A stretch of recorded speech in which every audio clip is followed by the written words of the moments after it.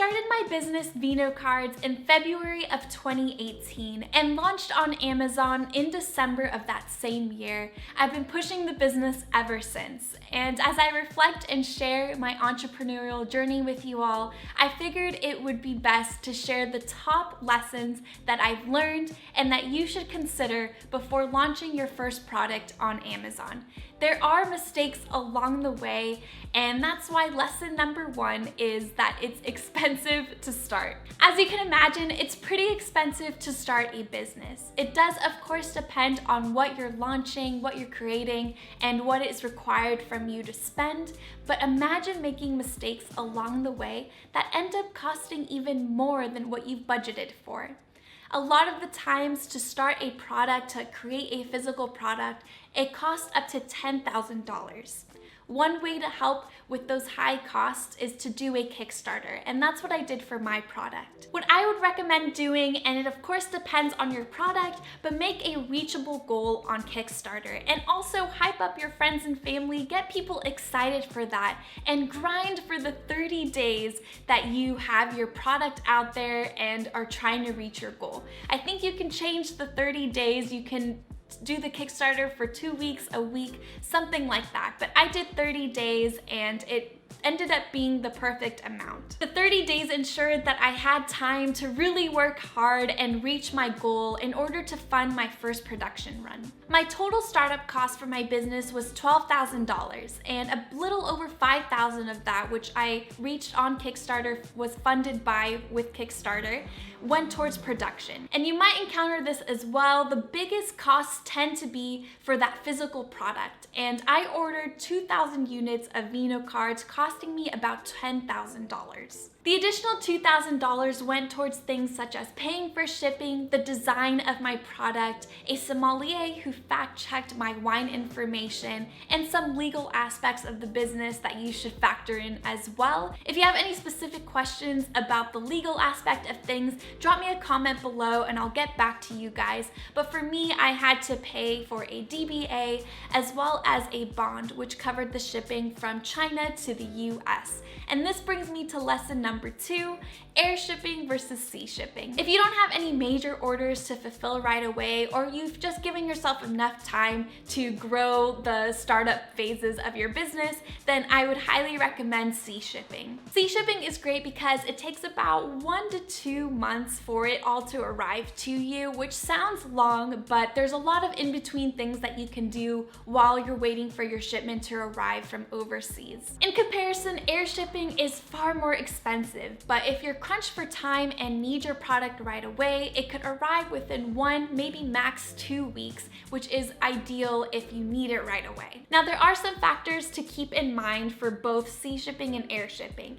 For sea shipping, there is a chance that it could get held up in port, which delays, of course, the launch of your business overall, fulfilling any orders, etc.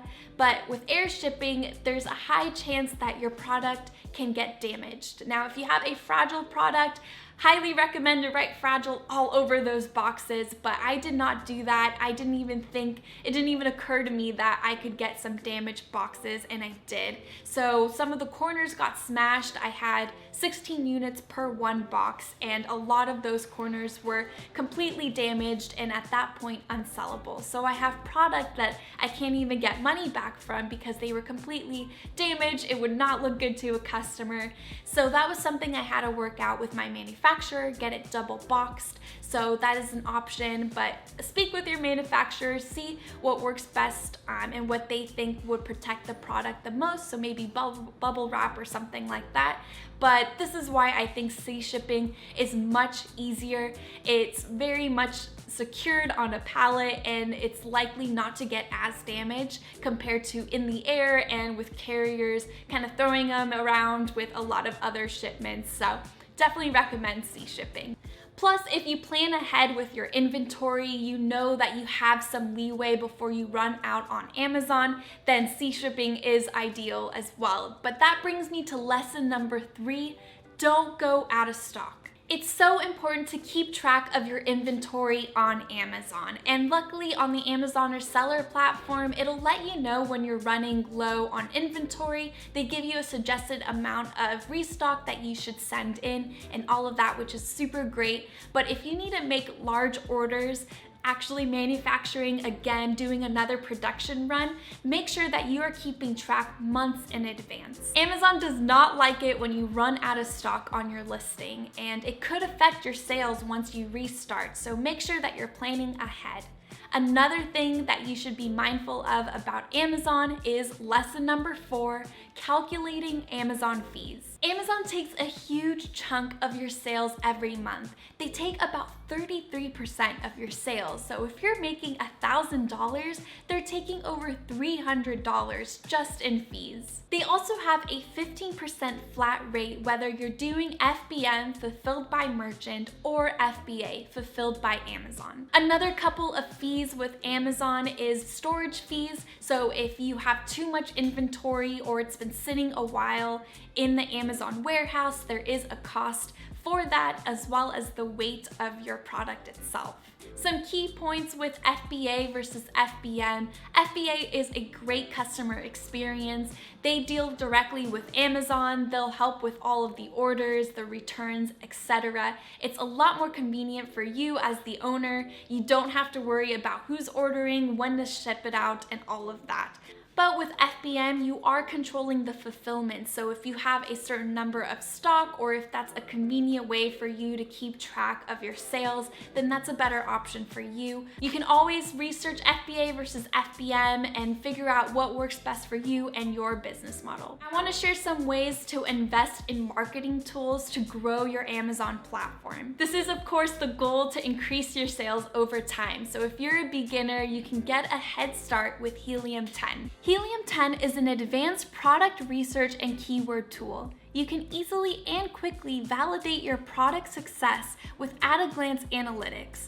You can focus on seasonal trends, profit estimates, and so much more. You'll also get information on back-end keywords to low competition phrases, which is super essential when you have competitors in your space. You'll want to try to get to the front page of Amazon. Have a high ranking list. Is so important to get a lot of Amazon reviews for people to see your listing and purchase day after day. So really having high ranking listings every time is so important.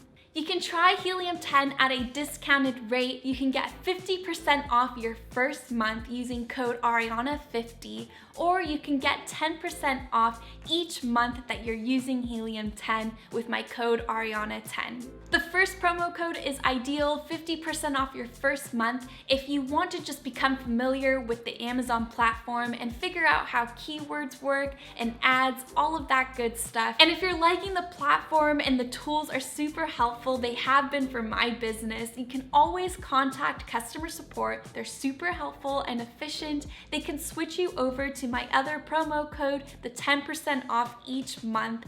It's been a great platform to help me understand how Amazon's working and how I can compete against those other competitors in my Amazon space. Now, circling back to the Amazon product, keep in mind that there's not just one way to sell a product. And this brings me to lesson number 5, different business models. There are 4 main models: retail arbitrage, wholesale, private label, and creating your own product. I created my own product, Vino Cards, and the good thing about that is that you could do a Kickstarter that I mentioned earlier. There are different benefits with each type of model, and I found that with creating my own product, I was able to find a niche that didn't exist already, and I had a lot of fun creating my own product, getting people hyped about it. It made the Kickstarter a lot more seamless, and I was able to get an idea of the demand for this type of new product through Kickstarter. You would be getting incredible feedback from people who would be your customers, those who are supporting your Kickstarter and your creative journey with your new product. Feedback is so essential to create the perfect product for your customers, and this is why the next lesson is so important. So lesson number 6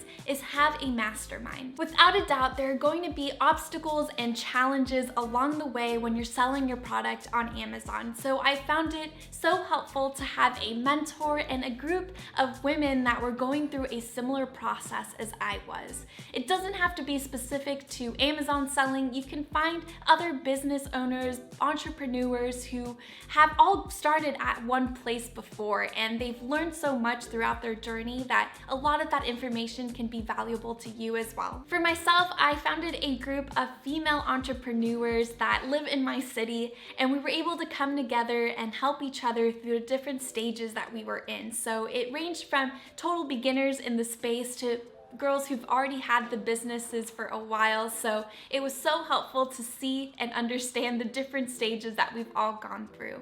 And one of the biggest things that they've helped me realize, and is also very essential to understanding when having your own business, is lesson number 7, cash flow and profit. Now remember that the amount of sales that someone has does not mean that that's their profit. You could have $30,000 of revenue and only end up with $10,000 in profit. And that is because you're factoring in all of the costs and expenses to that startup of your business.